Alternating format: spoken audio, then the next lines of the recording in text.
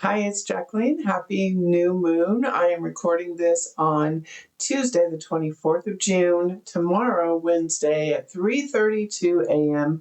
Pacific, we have a new moon in Cancer. And is this a good new moon, you may ask? Is this a green light new moon that I often talk about? I will say, yes, it is, but I'm going to have a very big caveat with that because it's things are not going to go to plan. I'm just going to tell you that right away. We'll get that over with, and I'll talk about some of the other things that are going on. One of the first things I saw when I looked at this chart was the Jupiter conjunction to the Sun Moon conjunction. Let me just backtrack and say, for those of you that are new or don't know, full moon, new moon. A new moon is when the sun and the moon are cozied up at the same degree, the same sign, that exact moment sets the course for the next 2 weeks and sort of determines what kind of things to focus on. This new moon in Cancer, now Cancer is the sign of the mother, the home, the family.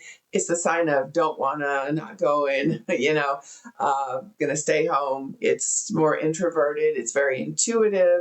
So a lot of us are really at home in Cancer because it's a good, homey, very close sign.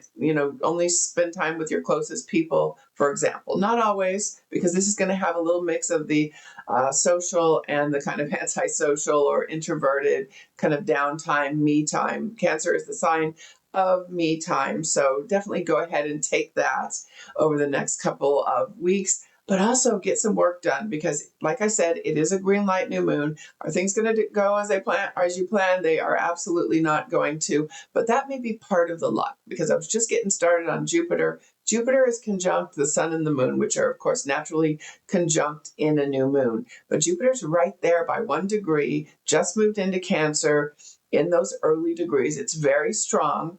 And so it's very favored. Even the things that go wrong with Jupiter, unless, of course, we're talking about excess, addiction, compulsion, those kind of things can go haywire under Jupiter, but mostly it's really good stuff. It's the sign of higher learning, education in general, travel.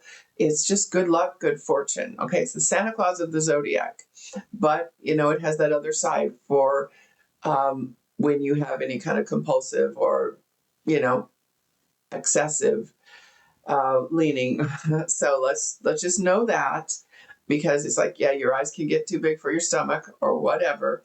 But the other side of that coin is that you will grow from whatever happens. Okay, so you got to look at this as, and I say this quite a bit, but the all's well that ends well kind of new moon. So I talk about how I romanticize the new moon and really look at it as a time for new beginnings. And I think new moons are a great time for new beginnings, but I often have to remind myself that, yes, there's sometimes a kickback when the new moon comes in. There's sometimes something a little, this time it might be a bit of a blast from the past because we've got Saturn in square to where the sun, moon, and Jupiter are. Now, a blast from the past can go one of two ways. It can be the greatest thing that ever happened or not so much. And it might take a while for that to be revealed. We're priming for a Mercury retrograde, by the way. And so actually the day that we have the next full moon in 2 weeks, that's the day that Mercury will go into its storm period in preparation for the retro. And then in another 7 days, on the 17th, the full moon will be on the 10th. Another 7 days on the 17th, it will be retro proper. So all the more reason to get things done, especially if you're one of these people. I'm not a Mercury retrograde alarmist. I just think that, things have more of a tendency to go a little bit haywire. Yeah, you can get some creativity out of it, but chances are you're going to be doing some cleanup if you're trying to pull off something big during a Mercury retrograde, whether you hurt someone's feelings and have to apologize profusely, or if you delete your hard drive and you can get it back, but you have to do it very painstakingly and whatever. So we want to kind of have a little caution around the Mercury retrograde that's coming up again on the 10th. We go into that storm period, which is that slow down period before the retrograde. And then on the 17th is the actual retrograde proper. So let's get stuff done. with the caveat that we want to be flexible, which is kind of one of my Mercury retrograde rules of thumb. It's like we're in a pre-Mercury retrograde, because there's going to be some tricky things that happen. There's going to be some aggressive things that happen, by the way. If you know people that are prone to aggression, prone to anger, or if you yourself have a little bit of a temper, all the more reason to take that Cancerian kind of downtime. If you're not feeling it, maybe you do want to stay home. That's perfectly legitimate under a Cancer new moon. But at the same time, you want to do work. So your luck's going to come from one of two places. Number one, because Mars is in good aspect to that Jupiter, Sun, Moon conjunction. It's what you do, the work that you put out there. You might see that you will put out some work and it'll have immediate results. Oftentimes that's not the case, but there's a real chance of that happening. So you might find, well, okay, if I like quick gratification, how can I pursue that a little bit in terms of success, in terms of, I submit this and the next day they said, oh yeah, we want that, accept that, whatever. Resume, whatever the things you want to put out, really good time for that, whether it be resumes, submissions of your writing, your art, whatever it is that you're doing in the world, your headshots, doesn't matter. Put that stuff out now. Blast from the past means you can network with people you've known before. If someone pops into your mind and you've had a good working relationship with in the past, I would say, why not call, email, text? Why not? Why not reconnect? What's the worst that can happen, right? Well, there is a little bit of that. So, old lovers, maybe not so much, unless there's a real non-relationship kind of thing that you're going for. Maybe it's networking again, business, that sort of thing. But yes, blast from the past can go either way. Another little downside that might happen is a little bit of self-doubt, because when I see Saturn and Neptune so close together, particularly if you're intuitive, if you're kind of a feeling person, someone who refers to themselves more than they refer to others. And I call that an introvert. So you're kind of more self-referential. You get your energy and answers from yourself as opposed to from the other person, which would be called more of an extrovert.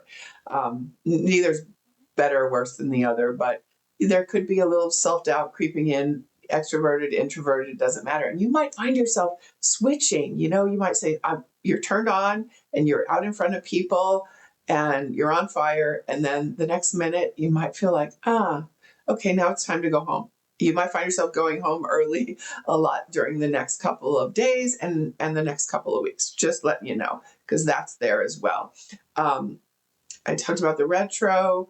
I like the Jupiter thing. I think that's ultimately going to be good, even if some of the stuff they're squaring with Saturn. So that might bring some real interesting stuff. Your partner likes to bring up the past in arguments. Yeah, you probably get a little bit more of that. I'm pointing back to myself when I say that, and so maybe just to know, not to say don't be sensitive about it, but just realize that may happen. Some of the things that you kind of are guarding against could very well happen here.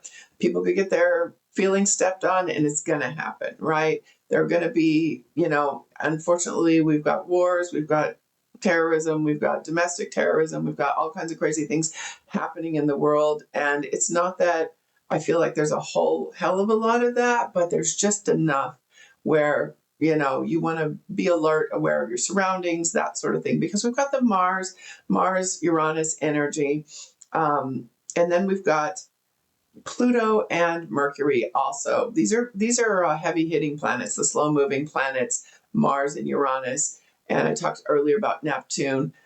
So these planets that kind of are on the outside and they're slow movers, heavy hitters, they're really being kind of jacked up right now in both good and bad ways, right? Like I said, I felt like a little bit more unity was coming, and there is definitely that, but there's always going to be people that are out on the fringes. There's always going to be that difficult person in your own family, in your own workplace. I told my daughter the other day, because we were talking about bullying and kids at school and things like that. It's like, there's always one. I don't care where you're working or where you're going to school or what's happening. There's always one, right? There's always that one. And so you just want to chill as much as you can and not where the energy of being a combatant right now, because the other person will probably be jacked up a little bit more.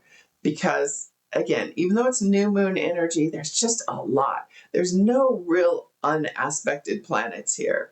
Okay, everything's in play. It's kind of like a wild, raging party. Everything is interacting with something else, and so you will want to take breaks. You want to take media breaks. I've said this before. You'll want to take socializing breaks. I don't care how introverted or extroverted you are. Sorry about that. You'll want to take breaks from socializing. You'll want to take breaks from, just people. Sometimes it gets a little people-y out there, right? And this next couple of weeks will not be an exception to that. But I would say do a lot of quiet kind of behind the scenes work, which is what Cancer likes to do, right? Anything that having to do with your emotional intelligence, your intuition, that is all very favored. If you go into self-doubt, I would say go into meditation, go into the quiet, do some yoga, do some walking, whatever, do little Einstein walks. But generally, I think this is a good new moon. I was a little loath to talk about the Sabian symbols. I have been talking about the Sabian symbols recently about this is the book, an astrological mandala.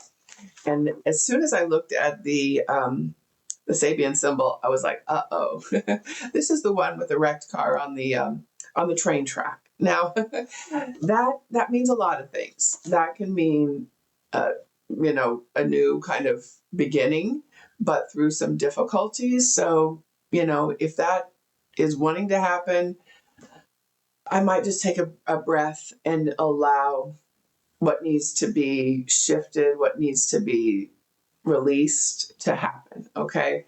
That oftentimes has to do with kind of a new world being born. So thinking about that, thinking about what you want to do in the world to either make it safer, to make it more along the lines of what you value, this is a good time. It's kind of a humanitarian card too. How can you be of service to those in a difficult place? That's another one. And yeah, there could be actual emergencies. So it would be a good time to just check everything that you need to check, make sure your insurance and all that. I don't want to freak anybody out, but when I have such an active chart here, and again, it's a new moon, it's very positive, but there will be things that happen. Okay, so be safe. The Jupiter is at this place, 3 degrees, which in this book is the 4th degree, is a cat arguing with a mouse. Now that's an interesting one too, right? It's opening up a conversation where previously there wasn't a conversation. That's where warring factions or where one was the prey and one was the predator. There's a shift there. So there's definitely changes going on in the world. And some of them don't come about easily. Some of them have a hard birth. And so you have to kind of know that that's what's going on. But you might find more understanding where there wasn't previously understanding, or some common ground. I spoke about this last time. I recently did a video about the summer solstice. And you can, if you haven't watched that one, watch it along the lines alongside this, because this is a good time, if you haven't already, set your intentions for the next 3 to 6 months is what I recommend around the summer solstice. Do it now, and then get to work on these intentions. Start putting out your energies. Now, I'm recording this during the void of course moon, so I was a little bit loath to do that, but at the same time we've got a Jupiter Sun conjunction, so I'm hoping that one wins out. So I don't know if I will post this. I will post it today, but I don't know if I will. Those of you that are not on Patreon or YouTube might get it the previous day of the new moon. But anyway, I want to wish you a happy new moon. I want you to take a deep breath. Know that while changes are coming, transformation is never comfortable. Be in that energy of transformation. What can you affect right now? What can you do during this time? What kind of energy can you put forward into the world and into your own life? And you can achieve a lot in the next couple of weeks. So happy new moon, and I'll talk to you soon. Bye-bye.